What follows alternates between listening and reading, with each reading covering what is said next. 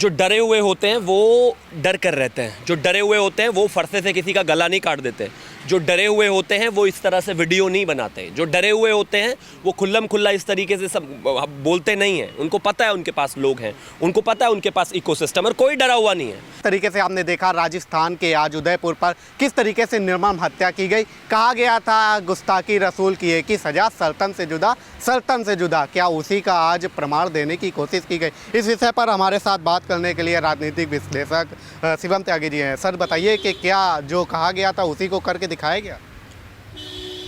आपको नहीं लगता ऐसा कि इसी को करके दिखाया गया है? अब तो मुझे लगता है कि इस बारे में कोई बात करने की आवश्यकता है नहीं।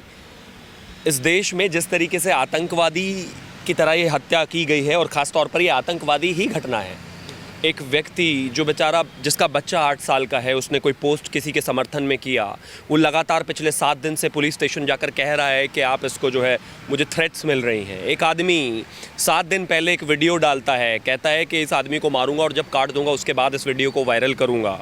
वो उस आदमी को जाता है, फरसे से उसको पीस पीस करके काटता है। जो आदमी जिसको मारा वो उनका नाप ले रहा था, वो दर्जी था, टेलर था बेचारा, गरीब आदमी जो सबसे नीचे तबके में आता है, उसको वहीं पकड़ा और काट दिया गया। इस देश में अफ़गानिस्तान टाइप का, तालिबान टाइप की ये पहली ऐसी किलिंग है जो हुई है। मेरी बड़ी शालीनता से निवेदन है अशोक गहलोत जी से कि अगर आपके बस की प्रदेश के हिंदुओं की रक्षा करनी नहीं है तो बता दीजिए, कश्मीर की तरह वो भी वहाँ से चले जाएंगे। अगर आपके बस की वहाँ की बहन बेटियों की रक्षा करनी है नहीं तो बता दीजिए। प्रदेश में रोज़ाना 7 हत्याएँ और 26 से ज़्यादा बलात्कार हो रहे हैं, अगर नहीं ध्यान रख सकते तो बता दीजिए।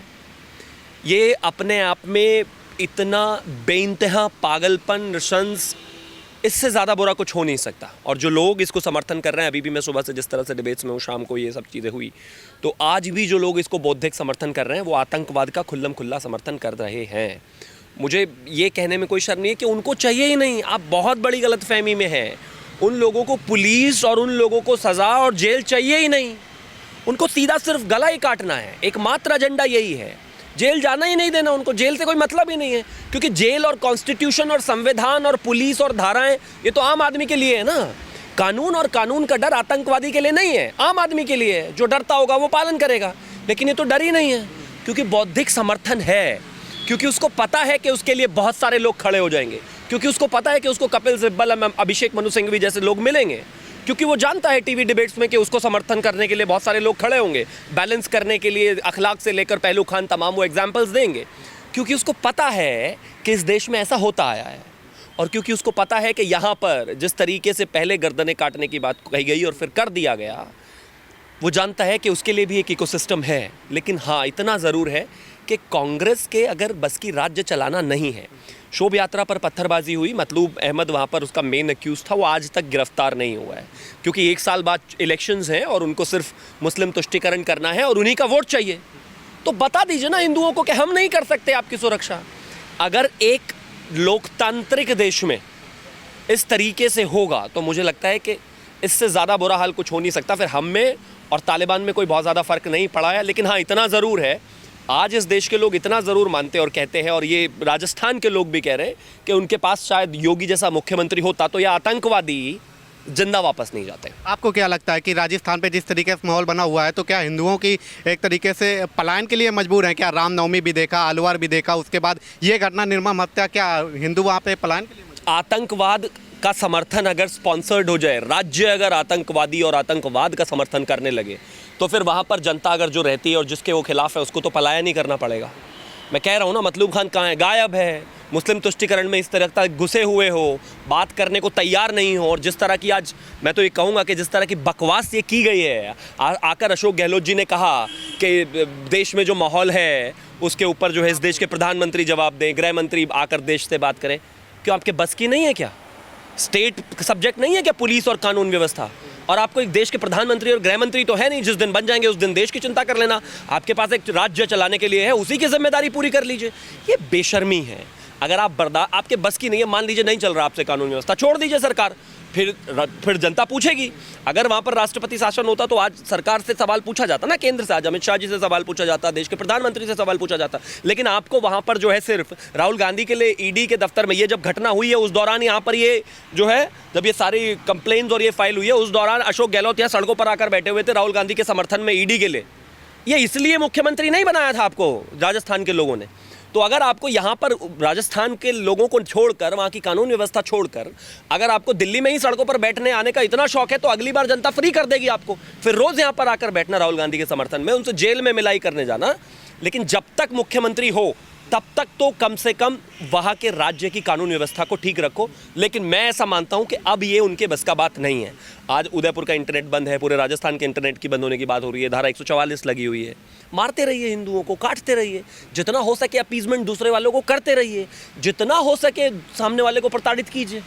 गुस्सा तो फूटेगा, लेकिन फिर भी मैं यही कहूँगा कि ये कोई तरीका नहीं है। ठीक है, आप प्रदर्शन करें, अगर कोई कर भी रहा है अपने तरीके से करें, लेकिन ये सरकार इतनी निकम्मी और माइनॉरिटी अपीजमेंट में ये पार्टी इतना धसी हुई है कि इनको कोई फ़र्क नहीं पड़ता किसी का गला काट दिया जाए, किसी का परिवार ख़त्म कर दिया जाए। क्योंकि ये तो अभी तक इसी समर्थन में थे ना। इस देश में सीएए को लेकर दंगा कांग्रेस ने भड़काया, कहा कि नागरिकता चली जाएगी, किसी की गई नहीं है आज तक। एनआरसी को लेकर इन्होंने दंगा भड़काया, आज तक कुछ हुआ नहीं है। कृषि कानून में लेकर इन्होंने दंगा भड़काया, आज तक कुछ हुआ नहीं है।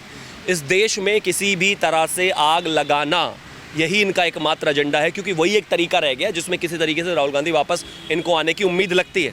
पर आज शब्द नहीं है मेरे पास, क्योंकि ये जो घटना हुई है ये आज तक इस देश में कभी हुई नहीं है। लोग कहते हैं कि मुसलमान डरा हुआ है, लेकिन ऐसे कौन लोग हैं जो इनको भड़का करके इस तरीके की चीज़ों को करवाते हैं? जो डरे हुए होते हैं वो डर कर रहते हैं, जो डरे हुए होते हैं वो फरसे से किसी का गला नहीं काट देते, जो डरे हुए होते हैं वो इस तरह से वीडियो नहीं बनाते, जो डरे हुए होते हैं वो खुल्लम खुल्ला इस तरीके से सब बोलते नहीं हैं। उनको पता है उनके पास लोग हैं, उनको पता है उनके पास इकोसिस्टम, और कोई डरा हुआ नहीं है। मैंने कहा ना, डरा हुआ तो आम आदमी होता है, आतंकवादी थोड़ी ना डरे हुए होते हैं। आतंकवादी को रेड लाइट जंप करने से पता है उसे क्या फ़र्क पड़ने वाला है, या कोई वो किसी को मारेगा उसे क्या फ़र्क पड़ने वाला है, वो तो आया ही मारने हैं। और अगर ये आतंकवादी नहीं है तो क्या है, क्योंकि इन्होंने तो क्लियर कट अनाउंस किया था कि हम उसको मारेंगे। इतना सब कुछ होने के बाद भी किसी के भी मन में बिल्कुल डर नहीं है, तो इसका मतलब ये है कि देखिए उनका इकोसिस्टम कितना स्ट्रांग है। कोई डर वर नहीं है, ये सब ड्रामा है निहायती। इस देश के लोगों को ये करना ही पड़ेगा। आने वाले समय में अपने पड़ोसी का हाथ पकड़कर अपने मोहल्ले को आप ही बचा सकते हो, वरना गर्दन आपकी भी कहीं ऐसे ही पड़ी हुई मिलेगी। आईएस से लेकर के लगातार पाक कनेक्शन उसका सामने आ रहा है इन लोगों का, तो क्या सरकार का फेल्योर है क्या इस तरीके से इतनी बड़ी घटना रच दी जाती है? सरकार का फेल्योर नहीं है, सरकार का समर्थन है। अगर सरकार का फेल्योर आप तब कहते कि उनको पता नहीं होता, इंटेलिजेंस नहीं होती, आदमी ने वीडियो नहीं बनाया होता जिसकी गर्दन काटी गई है, उसने रिपोर्ट नहीं की होती। सरकार ने कराया है, और इस पूरी हत्या में मैं मानता हूं कि अशोक गहलोत जी पर 302 लगना चाहिए, क्योंकि उनके सामने था, उनकी पुलिस के सामने था। फेलियर तब होता है जब आपको कोई चीज़ दिखी नहीं, इंटेलिजेंस ने बताया नहीं। वो तो कुल्लम कुल्ला बोल रहा था, लेकिन आप तो कुछ नहीं कर पाए। तो फेलियर नहीं है, समर्थन है ये।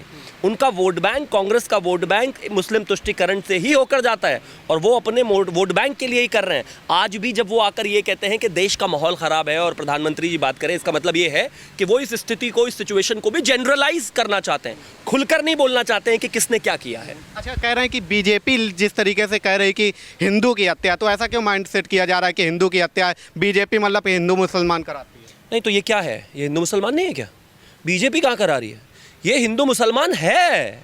मतलब एक चीज़ हो भी और कोई बोले भी ना उसके बारे में, वैसा तो नहीं हो सकता। ये हिंदू मुसलमान ही है।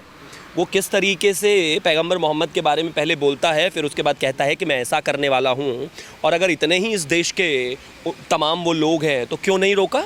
उनकी कम्युनिटी वालों ने क्यों उसको नहीं रोका, क्यों उसको नहीं संभाल लिया?